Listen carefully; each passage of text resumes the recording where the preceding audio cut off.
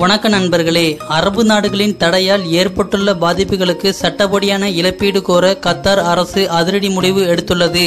தடையின் காரணமாக அரசு நிறுவனமான கத்தார் ஏர்லைன்ஸுக்கு பெரும் இழப்பு ஏற்பட்டுள்ளது. அத்துடன் வேறு பெரிய அரசு நிறுவனங்கள், தனியார் நிறுவனங்கள், தனிப்பட்ட நபர்கள் உள்ளிட்டோருக்கும் நஷ்டம் ஏற்பட்டுள்ளது.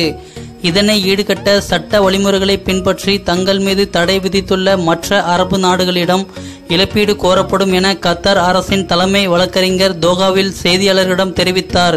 இது குறித்து செய்தியாளர்களிடம் பேசிய கத்தார் தலைமை வழக்கறிஞரான அலி பின் இழப்பீடு கோருவதற்காக சிறப்பு கமிட்டி ஒன்று அமைக்கப்பட்டுள்ளதாக கூறினார்.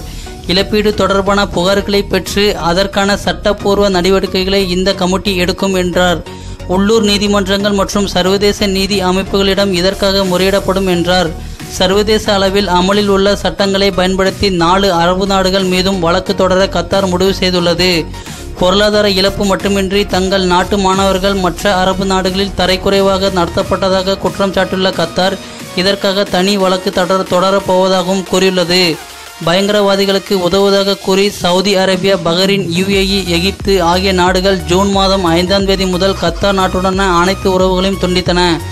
உறவை புதுப்பிக்க மேற்கண்ட நாடுகள் விதித்த 13 நிபந்தனைகளை ஏற்க கத்தார் அரசு மறுத்துவிட்டது என்பது குறிப்பிடத்தக்கது.